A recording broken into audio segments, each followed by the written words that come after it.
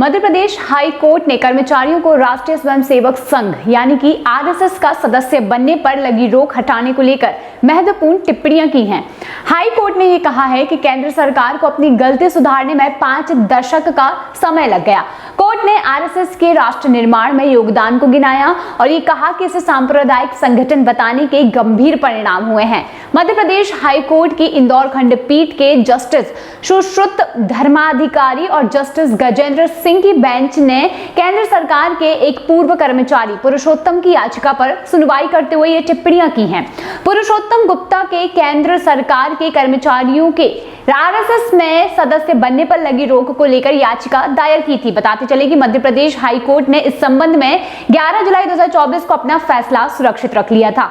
इसको 25 जुलाई 2024 को सुनाया गया। मध्य प्रदेश हाई कोर्ट ने इसमें हाल ही में केंद्र सरकार के आरएसएस में भाग लेने पर प्रतिबंध को हटाने को लेकर भी टिप्पणियां की हैं और इसे 5 दशक की देरी से आया फैसला बता दिया है। हाईकोर्ट ने इस मामले की सुनवाई के दौरान ये कहा है कि आरएसएस में भाग लेने पर प्रतिबंध इंदिरा सरकार ने इसलिए लगाया था क्योंकि उसकी इस संगठन की गतिविधियां सांप्रदायिक और सेक्युलरिज्म के विरुद्ध लगती थी। हाईकोर्ट ने प्रश्न उठाए कि आखिर आरएसएस को इस तरह का संगठन मानने के पीछे क्या आधार था। कोर्ट ने पूछा कि इसके पीछे कोई रिपोर्ट, कोई आंकड़े या फिर कोई भी शोध था जो कि ऐसा सिद्ध करते हो कि सरकार को इसमें सदस्यता पर प्रतिबंध लगाना पड़ जाए। कोर्ट ने प्रश्न खड़ा किया कि आखिर सरकार ने ये कैसे मान लिया कि इसका कोई भी कर्मचारी यदि आरएसएस की गतिविधियों में भाग लेता है तो वह सेक्युलरिज्म के खिलाफ हो जाता है।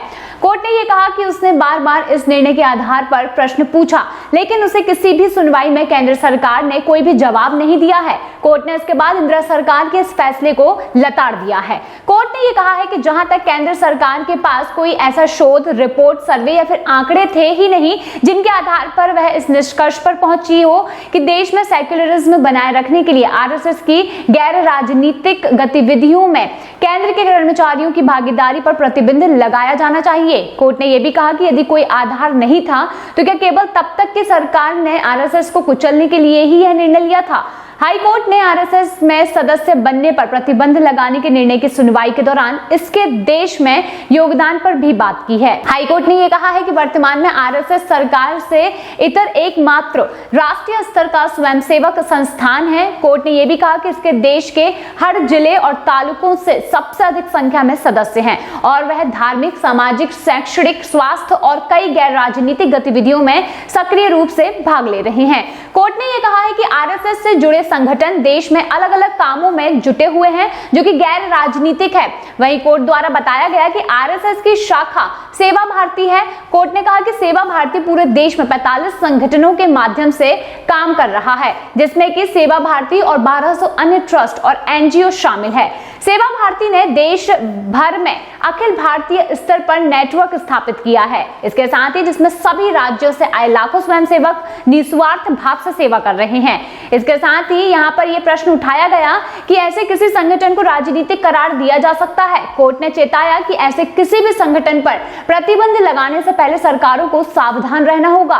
कोर्ट द्वारा बताया गया कि आरएसएस देश में सरस्वती शिशु मंदिर के जरिए लाखों बच्चों को शिक्षा देता है और इन स्कूलों में गरीब परिवार के बच्चे काफी कम पैसे में या फिर यूं कहें कि मुफ्त शिक्षा पा लेते हैं। यहाँ पर बताया गया कि हमारे देश में ऐसे लोग हैं जो किसी भी राजनीतिक विचारधारा से परे केवल आरएसएस शैक्षिक उद्यम से सक्रिय रूप से जुड़ने का इरादा रखते हैं ताकि समाज के गरीब बच्चों के साथ अपने ज्ञान को साझा किया जा सके। कोर्ट ने इसका जो है पूरा सॉल्यूशन निकालते हुए बताया कि आरएसएस की सदस्यता लेने का उद्देश्य संगठन की राजनीतिक गतिविधियों में शामिल होना नहीं हो सकता, बल्कि सांप्रदायिक या फिर राष्ट्र विरोधी या फिर धर्मनिरपेक्ष गतिविधियों में शामिल होना तो दूर की बात हो जाती है।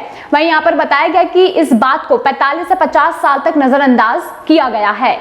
आरएसएस को सरकारी कर्मचारियों के लिए प्रतिबंध वाली सूची में दोबारा डालने को लेकर भी टिप्पणियां की गई हैं। कोर्ट ने यह कहा है कि अगली बार इसे इस सूची में डालने के पहले गंभीर स्टडी और रिपोर्ट और डाटा जरूर चाहिए होगा। कोर्ट ने यह भी कहा कि आरएसएस को भविष्य में सूची में रखना और हटाना रातों रात नहीं किया जा सकता। इसके लिए सरकार के उच्च स्तर पर गंभीर चिंतन की जरूर आवश्यकता होगी। कोर्ट द्वारा बताया गया कि केवल राष्ट्रीय सुरक्षा और जनता के हितों की स्थिति में ही इसे इस सूची में वापस रखा जा सकता है। यहाँ पर ये बताया गया कि यदि इस परिस्थिति के अलावा आरएसएस को इस सूची में रखा भी जाता है तो ये स्पष्ट रूप से उस कर्मचारी के लिए भारतीय संविधान के अनुच्छेद 14 और 19 का उल्लंघन होगा, जिसका आरएसएस के साथ भावनात्मक और काफी ज्यादा वैचारिक जुड़ाव होता है। कोर्ट द्वारा ये बताया गया कि इसीलिए एक बार जब सरकार ने प्रतिबंधित संगठनों की सूची से आरएसएस का नाम हटाने का फैसला कर लिया है तो इसका उस लिस्ट से बाहर रहना केवल उस सरकार की दया पर निर्भर नहीं होगा। वहीं कोर्ट ने इस बात पर गुस्सा जताया कि केंद्र सरकार को अपनी गलती का एहसास होने में लगभग 5 दशक लग गए हैं। कोर्ट द्वारा कहा गया है कि ये जानने में केंद्र सरकार को 50 साल लगे और आरएसएस जैसे अंतर्राष्ट्रीय स्तर पर प्रतिबंधित एवं प्रसिद्ध संगठन को देश के प्रतिबंधित संगठनों में गलत तरीके से रखा गया था और उसे इससे हटाया जाना काफी आवश्यक है। यहाँ पर पूरी कोर्ट में जब सुनवाई हुई तो उस द्वारा ये बताया गया कि इस कारण कई केंद्र सरकार कर्मचारी देश सेवा की आकांक्षाएं पूरी नहीं कर पाए हैं। गौरतलब है कि 9 जुलाई 2024 को मोदी सरकार ने केंद्र सरकार के कर्मचारियों के आरएसएस की गतिविधियों में भाग लेने पर लगी रोक को हटा दिया था। ये रोक इंदिरा गांधी की सरकार ने 1966 में लगाई थी और तब से ही यह चली आ रही थी। इसका कभी भी पुनरावलोकन नहीं किया गया था, यानी कि आरएसएस में जुड़ने को लेकर काफी विवाद चलता रहा है, लेकिन अब मोदी सरकार ने इस विवाद को हटा दिया है। अगर आप भी आरएसएस से जुड़े हैं या फिर आरएसएस की इन गतिविधियों से आप भी वंचित हैं तो आप इस पर क्या कहना चाहते हैं कमेंट सेक्शन में जरूर बताइए।